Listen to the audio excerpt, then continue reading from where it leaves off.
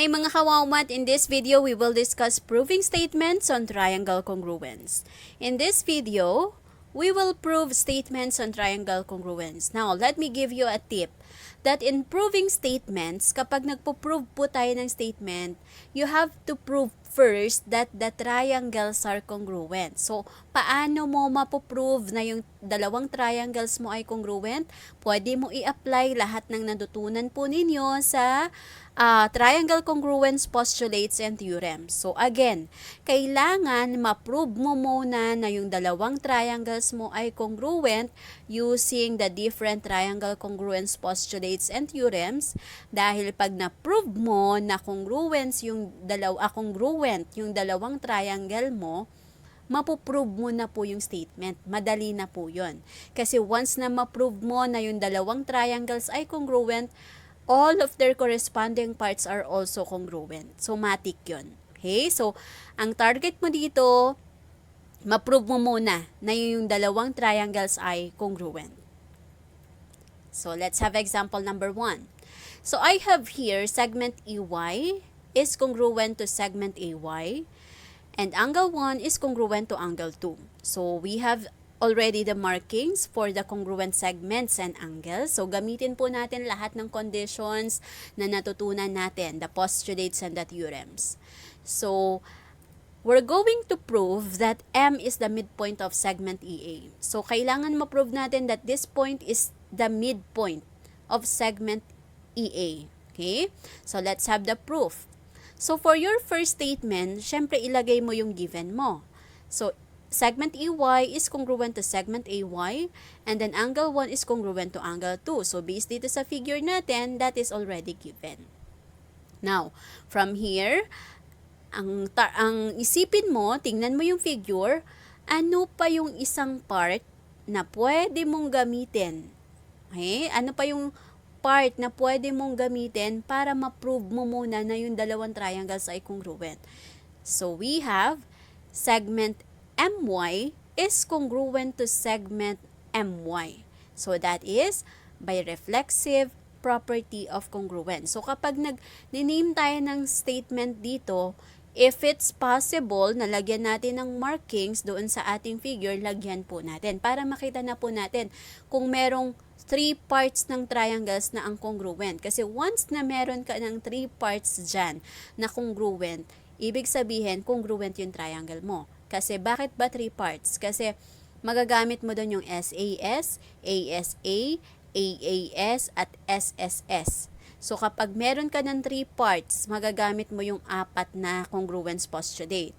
Now, yun ang target natin. So, ngayon, from the given congruent angles and segments, we can say that triangle YEM and triangle YAM are congruent by SAS congruence postulate. Why? Kasi nga po, dun sa first, given itong dalawa, so ang goal mo, kailangan makahanap ka pa ng isang part dyan na pwede mong gamitin para magkaroon ka ng congruence postulate. So, yun muna ang target natin. Ma-prove natin na congruent yung dalawang triangles. So, ginamit natin to.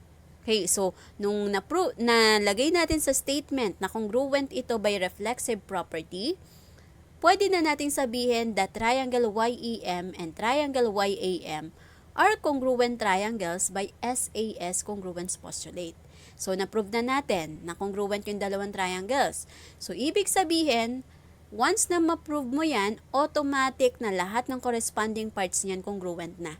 So, kapag naglagay ka dyan ng EM, segment EM is congruent to segment AM, or angle E is congruent to angle A, lahat na po yun congruent na. So, based dun sa mga previous lessons natin, na kapag yung dalawang triangles ay congruent na po lahat ng corresponding parts niyan. So, EM is congruent to AM, lagyan natin ng markings, and that is by CPCTC. So, congruent na sila kasi by corresponding parts of congruent triangles, based dito sa SAS congruence postulate. So, now, M is the midpoint of EA. So, bakit natin nasabing M is the midpoint of EA? Kasi po, that is by midpoint theorem. Next, let's have example number 2. So, I have here, O is the midpoint of segment HA. So, ito po yung si segment HA. Now, based dito sa given, so let's have the 2-column proof. Based dito sa given, lagay muna natin, O is the midpoint of segment HA. So, ang reason, that is given. So, based dito sa ating first statement, O is the midpoint of segment HA. So, kung midpoint siya, ibig sabihin siya yung pinakagitna, ibig sabihin congruent tong dalawang segment. Kasi kung gitna siya ni segment HA, ibig sabihin congruent itong dalawang segment na to. So, pwede mo yun gamitin as your next statement. That segment HO is congruent to segment AO. And that is by definition of midpoint or midpoint theorem. So, you can make use of definition of midpoint or the midpoint theorem. And then next, so, meron ka ng dalawang parts na congruent. So, sabi ko nga, kailangan ma-prove mo muna na yung dalawang triangles ay congruent. Kasi pag na-prove mo, madali na to i-prove yung statement. So, i-prove muna natin na yung dalawang triangles natin ay congruent. So, pwede mo tong gamitin. Si angle 1 is congruent to angle 2. This is given. Okay? So, given na yan. That is your second part na congruent.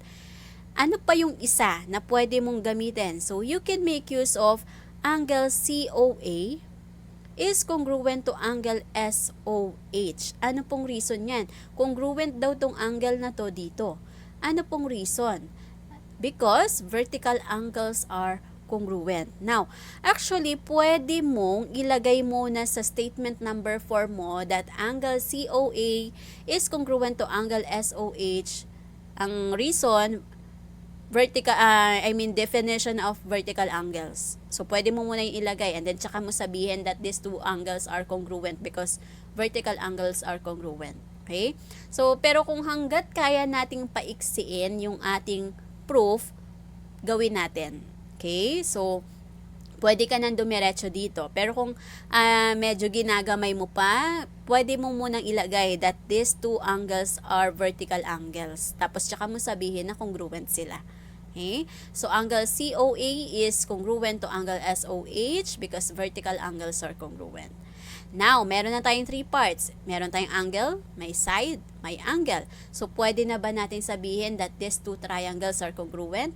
Yes, by ASA postulate. So, pwede mong ilagay triangle COA is congruent to triangle SOH by ASA congruence postulate. So now, sabi ko, pag na-prove mo na yung dalawang triangles mo ay congruent, madali na i-prove yung statement. Okay? Bakit? Once na ma-prove mo na yung dalawang triangles ay congruent, automatic na all of their corresponding parts are congruent. So, ilagay mo na dito yung ipoprove mo that angle 3 is congruent to angle 4 and the reason is CPC-TC. Corresponding parts of congruent triangles are congruent. So, na-discuss natin to dun sa illustrating triangle congruence and then triangle congruence postulates, yung mga previous video lessons natin. Nag-prove muna tayo doon o list tayo ng mga corresponding parts of congruent triangles. So, once na ma-prove mo na congruent yung dalawang triangles, automatic, the given statement are congruent.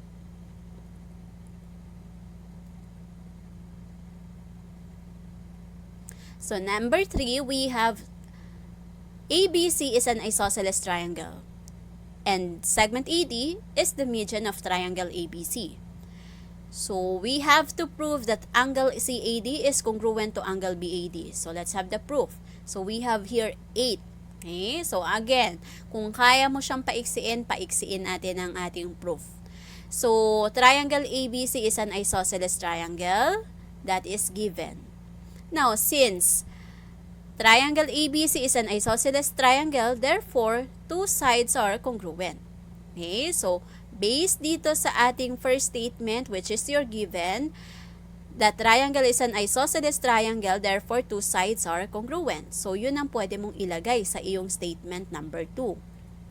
That AB is congruent to AC Bakit? That is by definition of isosceles triangle. Na kapag isosceles, two sides are congruent. So, definition of isosceles triangle. Now, AD is the median of triangle ABC. Now, pag sinabi nating median ng triangle, ayan, median. Ibig sabihin, hinahati. Okay? So, ito po ay given. So, kung meron kang median, automatic may midpoint ka. Kasi kung meron median, ibig sabihin hinati niya yan pag median Ibig sabihin, may midpoint po tayo. So, we have D is the midpoint of segment BC. That's why we have here dito sa given that D is the midpoint of segment BC. Okay? So, based dito sa given natin, makukuha natin to, yung midpoint. So, we have definition of median of a triangle. So, once na may median ka, automatic may midpoint. Okay? Now, since meron kang midpoint, ibig sabihin siya yung gitna, automatic, these two segments are congruent. So, yun ang pwede mong ilagay sa susunod na statement. Segment BD is congruent to segment CD. So, actually, lahat ng mga statement mo dito ay nagbe-base ka sa mga previous statements mo. Gumagalaw yung mga susunod mong statement dahil nakukuha mo, meron ng mga given. Okay? Mga naunang given. So, ito yung susunod dahil since may midpoint ka, makukuha mo ngayon to na congruent sila. So, that is by midpoint theorem. Next. So, ano pa yung pwede nating gamitin dito para ma-prove muna natin na these two triangles are congruent. So, yun nga ang lagi kong sinasabi na kailangan ma-prove mo muna na yung dalawang triangles mo ay congruent. Dahil pag na-prove mo, madali na i-prove ang statement. Okay? So, ano pa yung pwede? Yes, pwede to. That AD is congruent to AD by reflexive property of congruence. So, this segment is congruent to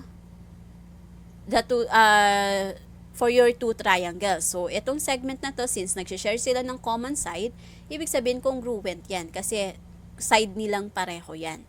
So, that is by reflexive property of congruence. Now, actually, kung merong sasagot dito na since ito, meron na tayong three sides, ibig sabihin, mapuprove mo na itong dalawang triangles ay congruent. So, triangle CAD is congruent to triangle BAD. Okay, so triangle CAD is congruent to BAD. Anong reason? Meron kang three sides na congruent. So, by SSS congruence postulate. Okay, so na-prove mo na ngayon na yung dalawang triangles mo ay congruent. Now, eto pang isa. Kaya sabi ko, pag nagpo-prove tayo, kapag proving, pwedeng magkaiba-iba yan. Pero for as long as mag-come up tayo sa same na na reason dito or ma-prove mo yung statement mo, parehong tama po 'yon. Okay? So dito, meron pang isang way. Dito pwede mong sabihin na kung ayaw mo tong gamitin, pwede mong sabihin na angle C is congruent to angle B. Okay? Anong reason doon? Isosceles triangle theorem. Why? Kasi binanggit dito na isosceles triangle siya. So, pwede mong sabihin na yung opposite angles ng dalawang congruent sides mo ay congruent. So, pwede mo siyang gamitin dito. Angle C is congruent to angle B. Pwede yung wala ito. Ang ilagay mo rito, angle C is congruent to angle B. Ang reason po ay isosceles triangle theorem that if two sides of the triangle are congruent, then the angles opposite them are also congruent. Okay? So, kung ito yung nilagay mo rito, okay, ulitin ko ha, kung ito po ang nilagay mo rito, angle C is congruent to angle B, ang magiging reason mo dito ay SAS. So, SAS, kasi ito ang nilagay mo. So, ang reason mo po dito, SAS. Okay? So, triangle CAD is congruent to triangle BAD. Kung ito ang ginamit mo, SSS congruence postulate. Kung yung angle C is congruent to angle B, ang reason mo dyan, SAS congruence postulate. Basta ang importante, ma-prove mo na yung dalawang triangles ay congruent. So, pwede mong gamitin yung kahit anong postulate. Okay? Now, punta tayo sa statement. Angle CAD is congruent to angle BAD. So, anong reason yan? Since na-prove mo na yung dalawang triangles ay congruent, ibig sabihin all of their corresponding parts are congruent. So, this is by CPC TC. Next. So, I have here segment EN is perpendicular to segment NB, and segment EA is perpendicular to segment AR.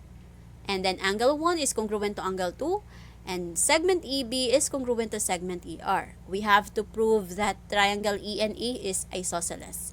So we have here segment EN is congruent to NB and this one, so that is already given. So this segment is perpendicular to this, and this one is perpendicular to this segment. So now, kapag meron tayong perpendicular segments, okay? Pag meron po tayong perpendicular segments, automatic nagfo-form po siya ng right angle. So, ibig sabihin, yun ang pwede mong gamitin na next statement mo. Kasi, perpendicular, may mapo-form yan na right angle. So, yun ang pwede mong next statement. Angle 3, since ito po siya, perpendicular siya dito at ito perpendicular dito, therefore, itong angle na to is a right angle as well as your angle 4. Okay? So, angle 3 and angle 4 are right angles. Bakit tayo nakabuo ng right angles? Because perpendicular lines form right angles. So, binanggit dito sa first statement mo na perpendicular sila, so makakabuo tayo ng right angles doon. Now, once na meron po tayong right angle sa triangle, automatic, meron tayong right triangle. Okay? So, triangle BNE and triangle RAE are considered now as right triangles. So, pwede mo lang siyang tawagin na right triangle kapag meron kang isa doon na right angle. So, that is by definition of right triangles. Matatawag mo lang na right triangle pag meron kang right angle. Next. So, meron na tayo nito. We now have, pwede na natin ilagay yung next given natin. Angle 1 is congruent to angle 2. Ayun na po siya. Minark na natin. And then, segment EB is congruent to segment ER. So, i-mark natin. So, this is given. Okay? So, now, meron na akong dalawang parts ng triangle na congruent. So, enough na ba to para masabi natin na itong dalawang triangles natin ay congruent? Eh, di ba ma'am, kailangan po tatlo para magamit namin yung congruence postulate na SAS, SSS, ASA. Okay. So, since dalawa lang po ang given mo dito na part, pwede na ba natin sabihin na congruent itong triangles? Yes. Okay. Bakit? Kasi kapag ang triangle mo ay right triangle, kahit 2 parts lang po nung triangle ang congruent, pwede na nating i-consider na itong dalawang triangles mo ay congruent triangles. Now, binanggit dito na right triangle sila. So, kung right triangle, pwede mo na pong consider na congruent po ito. So, paano po? So, ang given mo is right triangle BNE is congruent to right triangle RAE.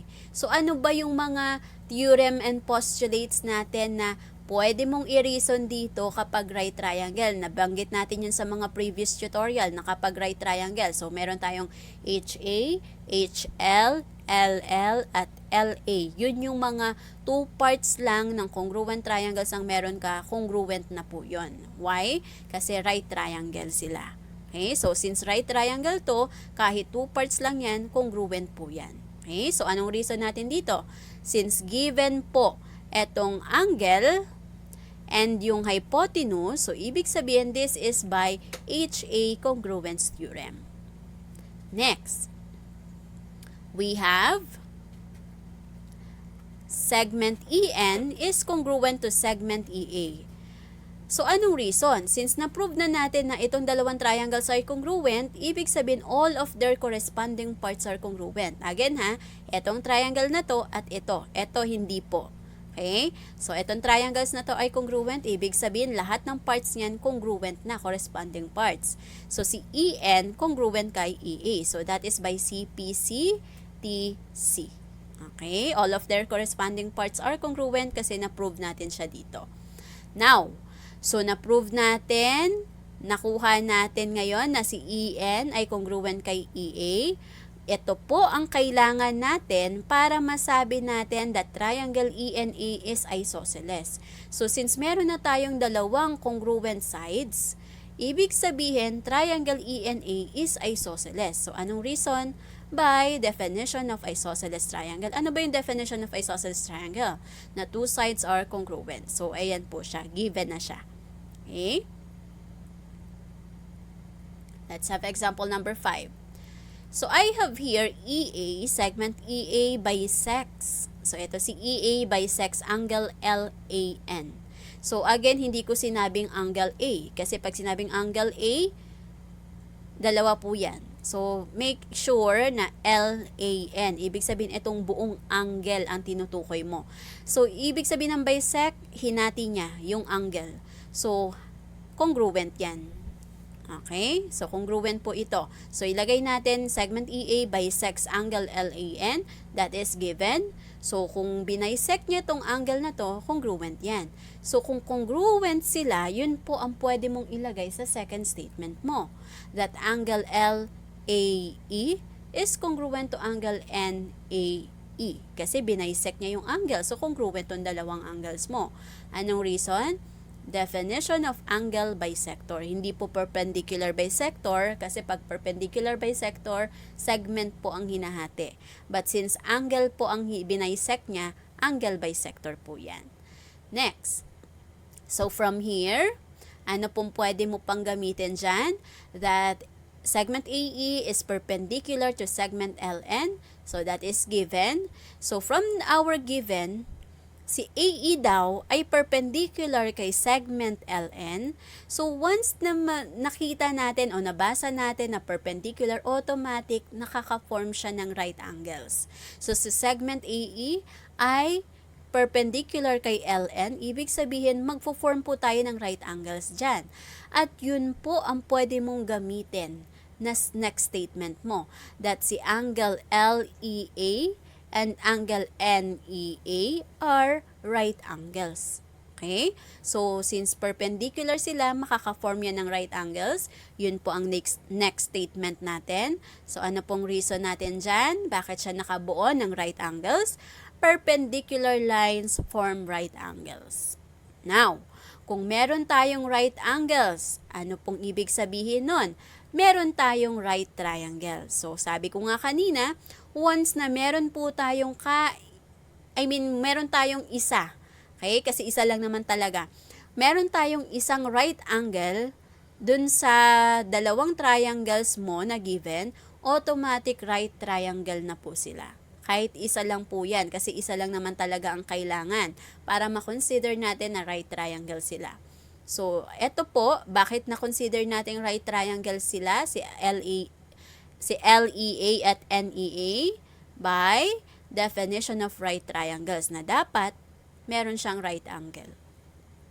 Now, so from here, we have segment AE is congruent to segment AE. Bakit ko ito kinuha? Kasi po, nagsishare sila ng common side. Okay? So, nagsishare po sila ng common side. So, ayan po, lagyan natin ng mark. And that is by reflexive property of congruence. Now, since right triangle ito, kapag right triangle po, meron tayong theorems ng right triangle na pwede natin gamitin para ma-prove natin that these two triangles are congruent. So, kapag right triangle, kahit two parts lang po ang meron dyan, automatic mako-consider natin na congruent itong dalawang triangles. So, since meron na tayong dalawang parts na given, ito po, itong angle na to, at itong side na to, by reflexive property, pwede na po yan, kahit dalawa lang. Why? Kasi right triangle po siya.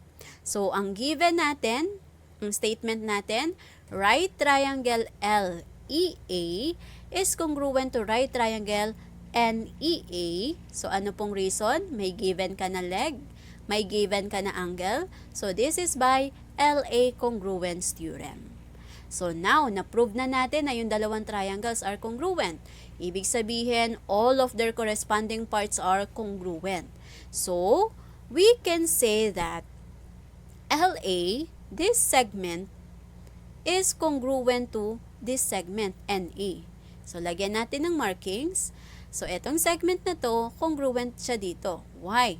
Kasi po, corresponding parts of congruent triangles are congruent. Since na-prove natin dito na congruent yung dalawang triangles, ibig sabihin lahat ng corresponding parts niyan congruent na rin.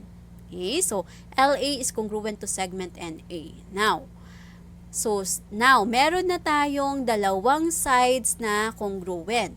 So, since meron na tayong dalawang sides na congruent, we can say that triangle LAN is isosceles. Why? Kasi nga po, dalawang sides po ay congruent based dito sa given natin sa number 8. So, reason is definition of isosceles triangle. Ano ba itong definition ng isosceles triangle? Na kapag meron kang dalawang sides na congruent, ibig sabihin isosceles siya. So, na-prove natin itong statement na to. So, let's try. Give the reason to make the statements true to each of the following figures. So, I have here triangle JOY is an isosceles triangle. So, therefore, kung isosceles to, angle J and angle Y are congruent because, and then we have here for our second figure, S is the midpoint of segment RT. So, angle RSA is congruent to angle TSA, Y. And then, LOVE is a square. So, angle ELV and OVL are congruent because, so ano po ang mga reason natin dyan para maging true itong statement na to?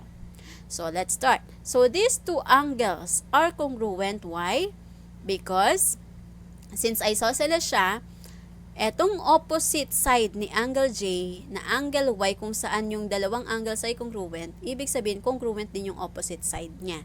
So, triangle JOY is an isosceles triangle and segment OJ is congruent to segment OY where angle J and angle Y are opposite to. Next, S is the midpoint of segment RT. So, angle RSA and TSA are congruent because AS is perpendicular to RT. So, once na perpendicular po kasi siya, automatic magpo-form yan ng right angles and all right angles are congruent. So, 90-90 po yan. So, therefore, these two angles are congruent. Next, love is a square. So, these two angles daw po ay congruent, ELV and OVL. So, why?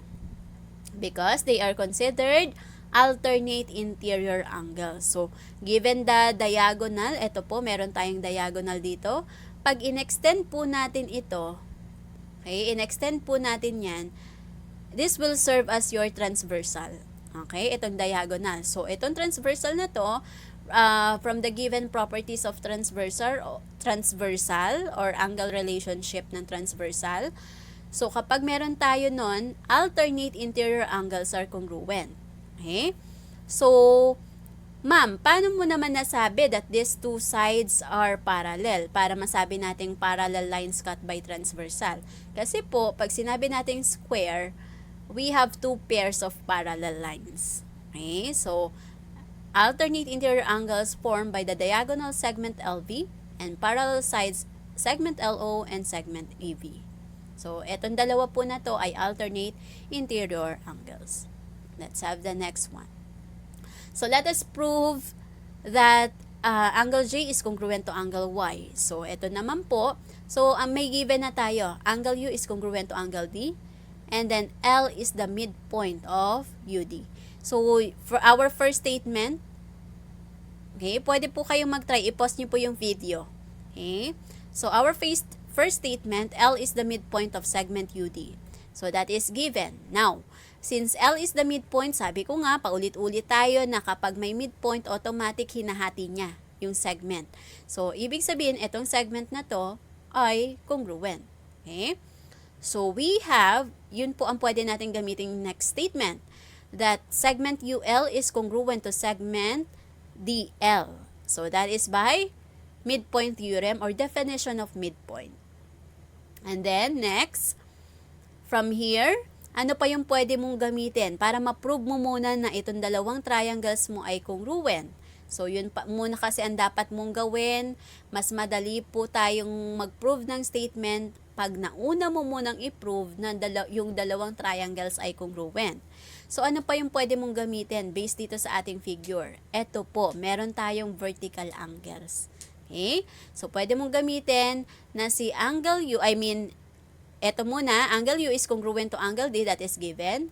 And then, pwede mo rin itong gamitin, si angle JLU is congruent to angle YLD. So, hindi mo pwedeng sabihin na angle L. Kasi pag sinabing angle L, dalawa tinutukoy niyang angle.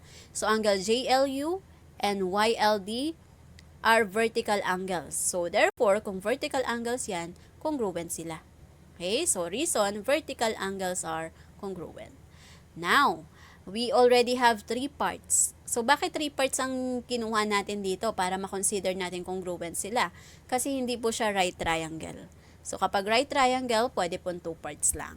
So, ito, 3 parts po ang need natin. So, we have angle, side, angle. So, therefore, triangle JUL is congruent to triangle YDL by, meron tayong ASA, congruence postulate. So, na-prove na natin na yung dalawang triangles ay congruent, mapuprove na natin itong statement. That angle J is congruent to angle Y. Anong reason? Kasi po, pag na-prove na natin na congruent itong dalawang triangles, automatic na all of their corresponding parts are congruent. So, this is by CPC-DC. Thank you for watching this video. I hope you learned something. Don't forget to like, subscribe, and hit the notification bell para updated kayo for more video tutorials. This is your guide in learning your math lessons, your Walmart channel.